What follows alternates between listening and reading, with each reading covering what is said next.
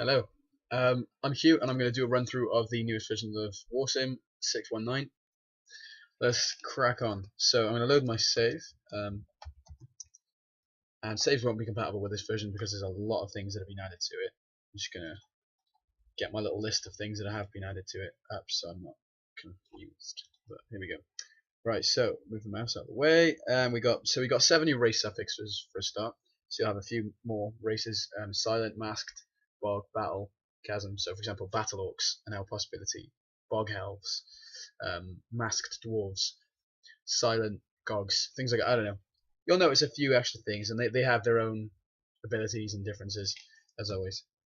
Now I'm rerolling kingdoms because there's something new with kingdoms that needs to be shown. So aside from that, we've got new animals that can be put into the sort of animal races kind of thing. So we've got tortoises, whales, buffaloes, parrots, jackals, and geckos. There are new kingdom laws, which is the big feature. So if we pop into the diplomacy screen, let's check it out. So everything has changed. Not everything has changed, but a lot of things have been shifted around a little. What you'll notice now, for example, is we no longer have a arena thing that tells you about the grand champion on this screen. It's been put into unique locations. So now they have the Platinum Frostland Arena. You can check it out, and we can see their leader, their grand champion is Fargo, the mercenary captain. So that's pretty cool. And we can check out Kingdom Information now. There's an extra thing in here now. Laws and legislation works now. So they use gold as their currency. They have an arena and hold annual fights in it, and they do not allow slavery within their lands and punish those who support it. Sorry, my head is blocking out the. Can I? Yep, there you go. I'll put myself up there. That might work for now. Maybe I'll shrink my head a little. Okay, so we've got more though. Let's see what the other kingdoms say. Unique locations, nothing. So this one will not have arenas. We'll have a look. They use gold as the currency. They do not believe in non-essential combat unless they have no arena, and they do not allow slavery. So that's another thing. Let's check out the next. Kingdom Information, laws and legislation. Gold is their currency. They have an arena, and they do not allow slavery. So we're seeing a pattern here, but they shouldn't be. It's pretty random. Let's have a look. Okay. Oh, okay. So they use gold as their currency. They do not believe in non-essential combat, but they harbour slaves in their land and profit from it. So you notice they had a building here, the slaver post. At the moment, there's not anything you can actually do there. It's just a area. But what I will add in future is the potential to have like a turn-based. Every turn you can recruit slaves from there, but they will they'll get a bonus of slaves just for the slaver post existing, and things like that. And there will be a random chance of certain kingdoms having a grand slave market, which would be very rare to have. But if so, it'll offer them obviously a great amount of money and things like that. If of course they even have money. And we haven't found any yet that don't have money. Yeah. They're xenophobic. Okay, so this is interesting. And they do not allow slavery, blah blah blah. So this will be interesting now. If we try and trade with them, the Skywhite Council do not wish to speak to you. They're very xenophobic. The Skywhite Council does not wish to speak to you. You can't do anything with a kingdom that is xenophobic. You can't be diplomatic with them at all. They hate you. So the only kingdoms you can actually get around who are xenophobic is any kingdom that is a kingdom of men. So even if they're like hellish men or bronze men in the situation, they are men. You'll be able to speak with them even if they are xenophobic. And the plan is in the future when there is a sort of cross-race diplomacy. So you have like all these 5 races we checked out. When they deal with each other, if one is xenophobic, but there is another, for example, if these bronze goblins were xenophobic, but there's another kingdom of goblins, they would be okay with the goblins, just not everyone else. So I don't know what else am I looking for. Crowning laws, yeah, crowning laws, and the lack of gold. That would be cool to see in action. So let's see if we can get that. I'll explain those in a moment. Nope. They use gold.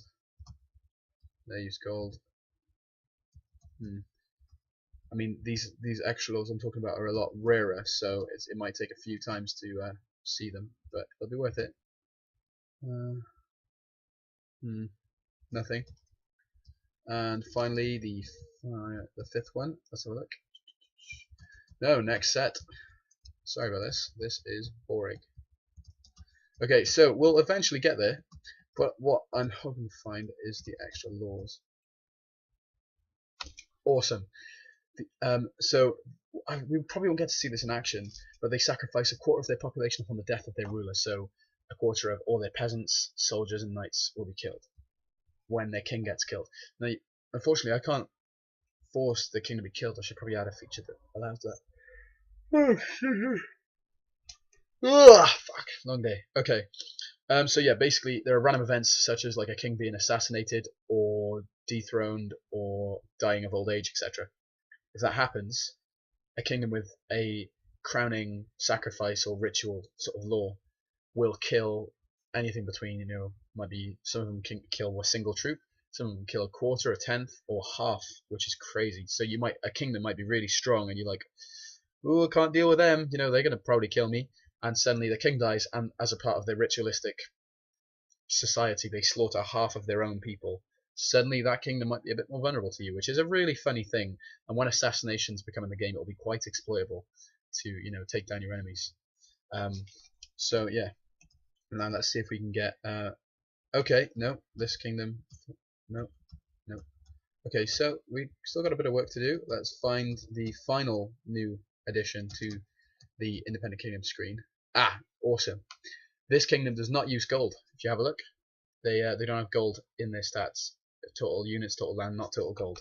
This is a kingdom that does not use currency, so in theory they shouldn't be getting any money per turn. They won't trade with you, nothing like that, because they don't accept gold's sway. I don't believe it's fully implemented. Also, yeah, sand ghouls are also not using money, but the wood ghouls do use gold, even though they are a bit savage. So that aside, what else have I added?